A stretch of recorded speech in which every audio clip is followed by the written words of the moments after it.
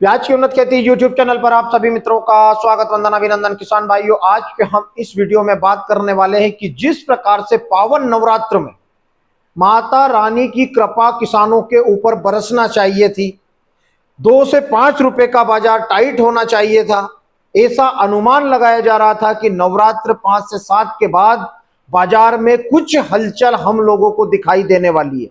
लेकिन आमदनियां भी कम हुई।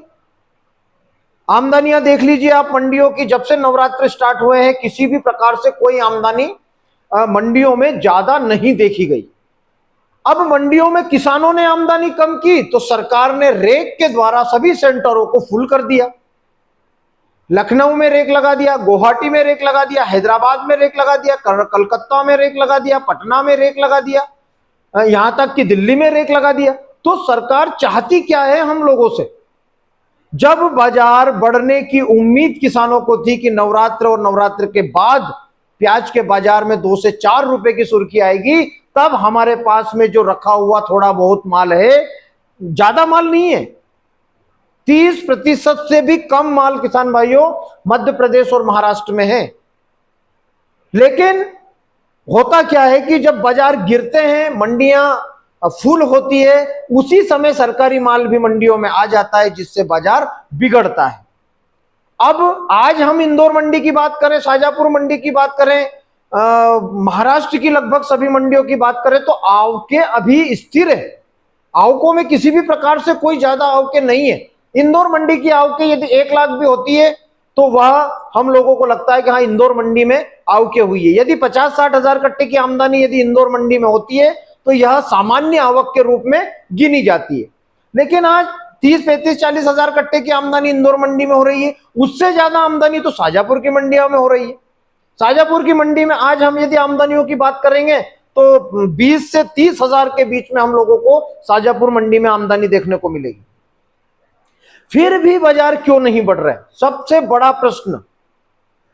बड़ा प्रश्न यही है कि हम लोगों ने जो अनुमान लगाए थे कि प्याज का बाजार सितंबर एंड और अक्टूबर फर्स्ट में 20 से 22 रुपए का हो जाएगा। लेकिन किसान भाइयों, सरकार की कुछ गलत नीतियों से, उसके बाद व्यापारी मित्रों का प्याज के प्रति जो जुड़ाव और लगाव था वह समाप्त हो गया। क्यों हुआ समाप्त? क्योंकि व्यापारियों ने जब प्याज का स्टोर किया, बाजार बढ़े, निर्यात चालू था, रातों रात गवर्नमेंट ने स्ट्राइक किया और निर्यात को बंद कर दिए, ड्यूटी लगा दी, स्टॉक लिमिट लगा दिया, जिससे हमारे व्यापारी बंधु बहुत परेशान है। इससे कोई किसान ही परेशान नहीं है, इससे व्यापारी परेशान है, इससे किसान परेशान है, उगाने वाला और बेचने वाला दोनों परेशान है, खरीदने वाला परेशान है। सिर्फ खाने वाले को फ्री में माल खिला रही है भारतीय गवर्नमेंट। तो ऐसे में किसान भाइयों, जब आवकें कम हुई हैं तो अब ऐसा लगने लगा है कि कहीं ना कहीं बाजार में सुधार की उम्मीद हर किसान को है और होना चाहिए। प्याज के बाजार में 1-2-4 रुपए का सुधार यदि हम लोगों को लगता है तो किसान भाइयों चूकने का मौका नहीं है। किसी भी प्रकार से कोई बड़ी तेजी की हम बातें शुरू से नहीं कर रहे थे। हम एक सम्मानजनक स्थिति की बातें कर रहे थे कि 20 से 22 रुपए का यदि बाजार होता है तो इस बार किसानों को एक सम्मानजनक पैसा प्याज की खेती का मिल सकता है। लेकिन ऐसा हुआ नहीं है। क्यों? क्योंकि इसके पीछे बहुत से कारण हैं। अभी महाराष्ट्र में बारिश हुई, गुजरात में बारिश चल रही है, आंध्र प्रदेश, कर्नाटक में बारिश चल रही है।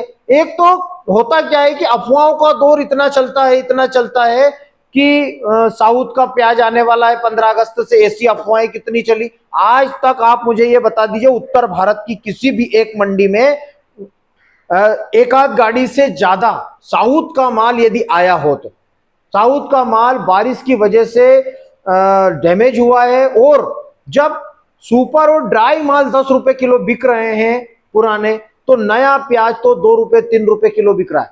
वहां के किसानों की हालत किसान मित्रों यह है कि उन्होंने अपने प्याज को खेतों से निकाला भी नहीं है। ऐसी कंडीशन हमारे साउथ के किसान मित्रों की हो चुकी है बारिश की वजह से।